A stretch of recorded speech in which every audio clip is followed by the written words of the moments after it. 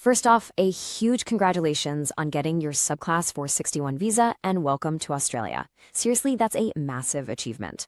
Now, the next 5 years are going to be packed with opportunities, but it's so important to get the foundations right from the start. So we've pulled all the key info from the Department of Home Affairs to help you hit the ground running. So, you've got that visa grant letter, your bags are probably packed, the excitement is real, but there's probably that one big question floating around in your head. Okay, now what?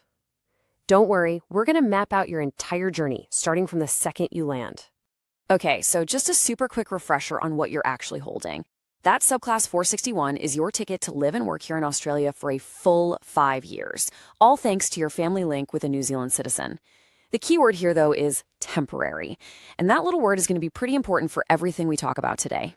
We've broken this whole thing down into 4 really simple stages. We'll kick off with your arrival, then get into the rules for living here, talk about all the cool stuff you can do, and finally, look at how to plan for what comes next. Sound good? Let's dive in. First up, arriving in Australia. Let's make sure that walking through the airport is as smooth and stress-free as possible. It really just comes down to being prepared. Just think of this as your simple 3-step arrival checklist. Number 1, have your valid passport and your visa details handy. Number 2, they'll give you an incoming passenger card on the plane. Make sure you fill that out, every single part, and be honest. And number 3, to save yourself a ton of time, use the smart gates at the airport. If you've got an e-passport, they use facial recognition, and you can just zip right through. All right, you've made it through. Welcome. Now let's get into the nitty-gritty of day-to-day life in Australia on your 461 visa. It's really a balancing act between your rights and your responsibilities. Okay, before we go any further, you absolutely have to know about VEVO. That's VEVO, and it stands for Visa Entitlement Verification Online. Honestly, just think of it as your digital visa. It's the official government website you'll use to check all your visa conditions, find out your exact expiry date, and, crucially, prove to your new boss that you're allowed to work here. It is your single source of truth. Your life here pretty much boils down to these 2 things: all the freedoms the visa gives you, and all the obligations you have in return. Nailing this balance is the absolute key to having a successful 5 years. So, on one side, you've got all the great stuff, right? You can live anywhere in Australia, you can work, you can study, and you can travel in and out of the country. But on the other side are the things that are totally non-negotiable.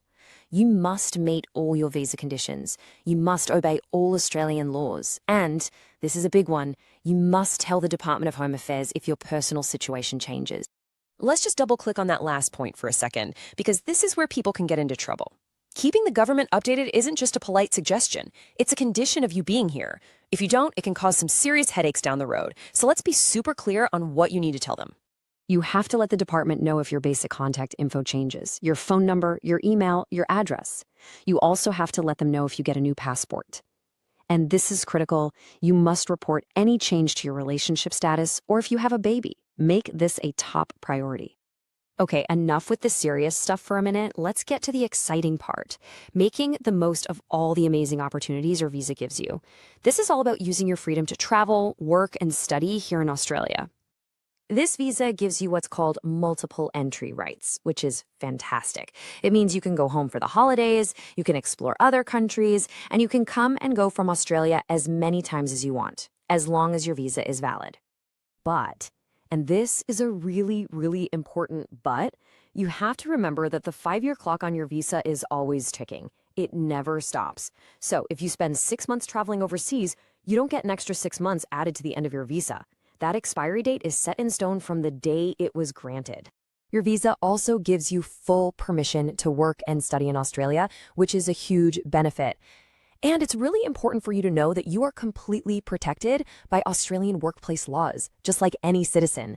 That means you have rights when it comes to things like minimum wage, safe working conditions, all of it. And that leads us perfectly into our final and maybe the most important section, planning for what happens next. 5 years sounds like forever, but trust me, it's gonna fly by. So you need to start thinking about the future, like now. 5 years. That's how long your visa lasts. And remember what I said? That clock started ticking the moment your visa was granted, not the day you showed up in Australia. It's your responsibility to know exactly when it runs out. So how do you find that all-important date? You guessed it, VEVO. You can log in anytime, anywhere, and see the exact date your visa is set to expire. Please don't rely on your memory.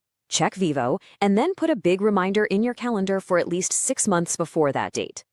As you get closer to that expiry date, you basically have 3 main paths. Path 1, you can apply for another Subclass 461 visa, as long as you're still eligible. Path 2, you can explore other visa options, maybe even ones that lead to permanent residency, using the government's Visa Finder tool. Or Path 3, you'll need to start planning your departure from Australia. And hey, if you do decide to leave, here's one final, really practical tip. If you worked here, your boss was paying into a retirement fund for you, called superannuation.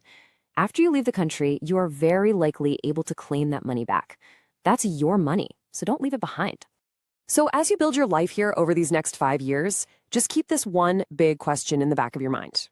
Is it going to be time to renew or time for a totally new path?